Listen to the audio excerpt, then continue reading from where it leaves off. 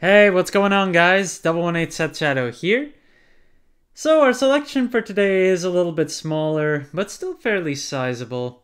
Overall, I'm gonna go through a theme for today, which is going to be cheaper grade 3 units and more of budget grade 3 units that you could play, as opposed to the standard market watch, which I'll go through a few other singles as we go along. But the vast majority of what we're going to be taking a look at are grade 3s that are basically $1 or less. Now, naturally, there are definitely more of them that I could be covering, but we're just going to go with what we've got here. Our first one today is going to be Greed On, which between the original that comes out of set 3 and the mask version, market prices on those are both below $1 and around 80 cents. And the lowest listings available, original Greed On has 40 listings at 48 cents to start, and the mask version has 16 listings at 20 cents to start. And it's interesting to see that there are 16 listings on the mask version, given that set 11 is one of those sets that's also just not too hot on the market. But then again, set 3 was also one of those that was just heavily overprinted, so that kind of makes sense from that perspective.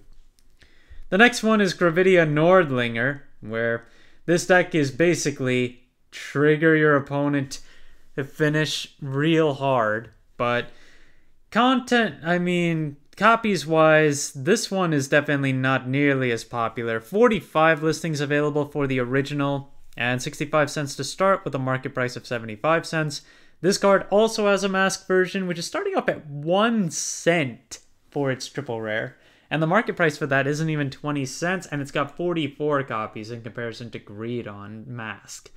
And this comes out of Evenfall Onslaught, which is set 12, which I would say did better overall than set 11 did, but that's just probably the way I see it overall.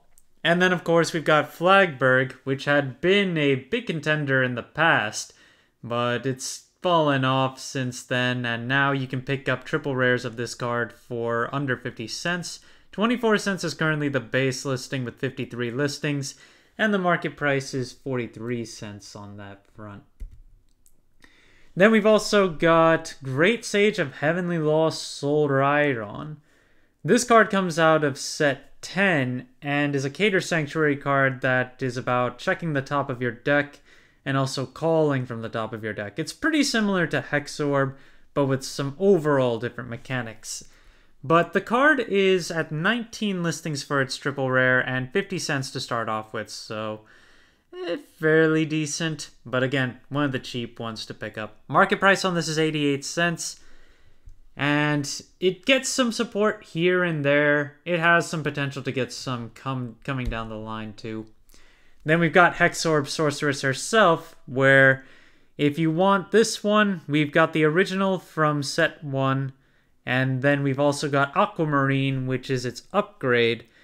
And both of those are $1 or less right now and over 40 listings a piece. The original Hexorb Sorceress is still the more expensive version, at 97 cents to start, whereas Aquamarine is really cheap right now at 32 cents to start.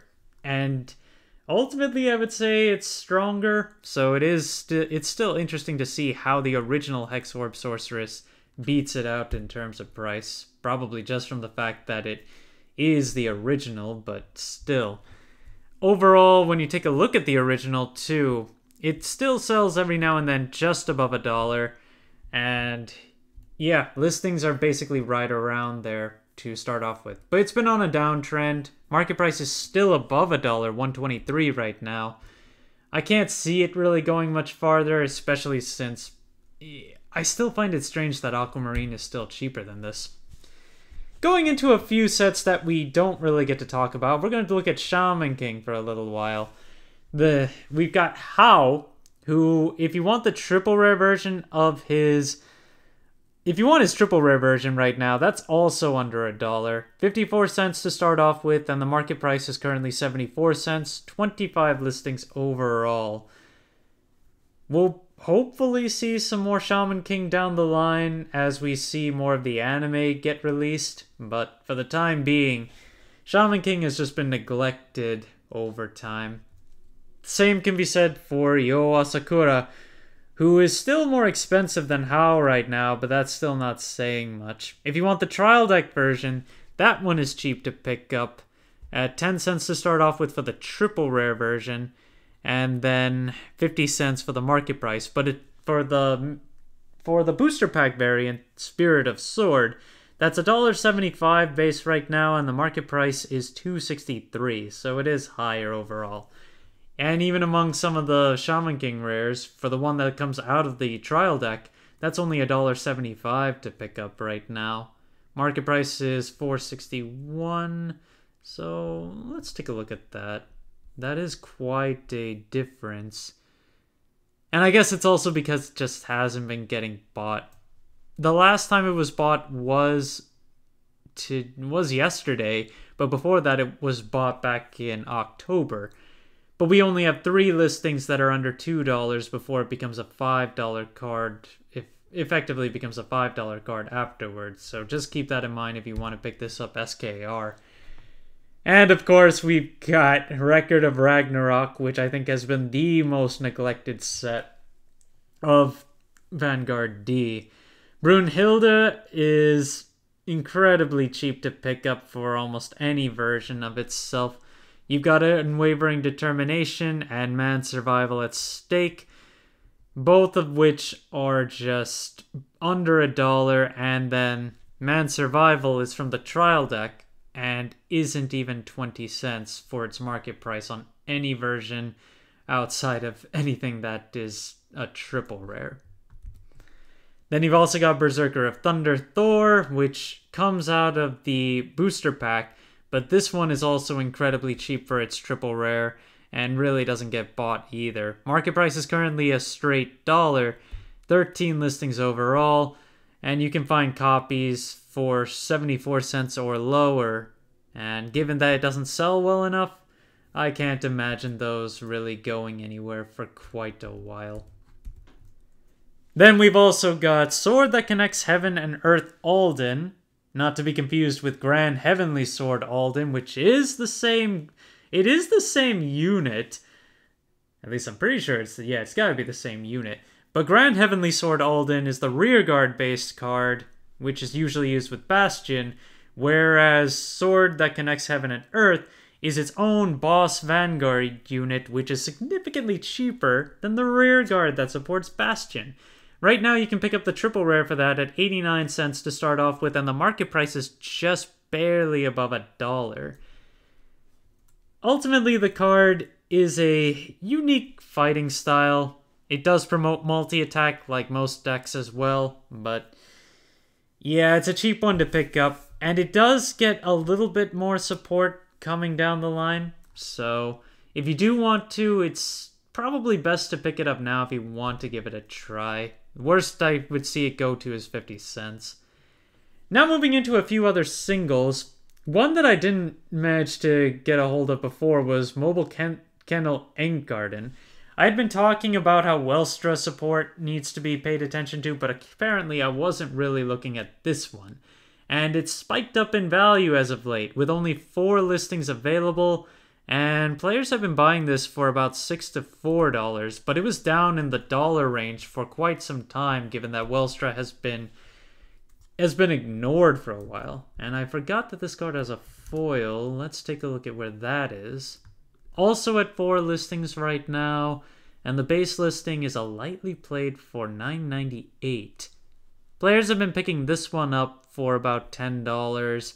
The market price has been on a downtrend, but the only listings available now that are near mint are at least $14. So if you had been holding on to these for quite some time, they're back up in value, and it's really just a matter of if you think this will live up to, if Welstra will live up to bigger hype, or this is just another false alarm for this card and you want to get rid of it now. Then Bushiroad did make some announcements for new Sylvanhorn support. Keeping that in mind, I just wanted to take a look at the SP Critical trigger that comes out of Festival Collection 2021, Jackalope. Right now, it's got 14 listings overall, and it's been on a downtrend ever since it first released. But currently listings are selling around $10, and then they just go down further from there. At this point, given that it's 8 to 9, Jackalope has not been one of those that has been able to maintain its value over time. So I'd still pay attention to it since it's under $10. If you do want to pick it up, you might get lucky and it'll hit 5 or lower like Zone did at one point. But if it doesn't, I think it's still okay to pick up under 10. And the last card to go over for today is Magnolia Elder, which among all the Sylvan Beasts, you'll definitely just want to take a look and see. A lot of them have to do with the grade of your Vanguard now, and the higher the grade, the greater the effect that you're going to get. So that does give Magnolia Elder a little more value coming out. Now it's got 13 listings on its triple rare starting at $350. The market price is under that at $317. The SP's got 5 listings left, and there are no SSR copies on the market. So definitely keep your eye on Magnolia Elder, as it does have some potential to rise given the new support that Sylvan Beasts are getting. Thank you guys for watching. If you liked the video, please like and subscribe if you haven't already, and I will see you guys later.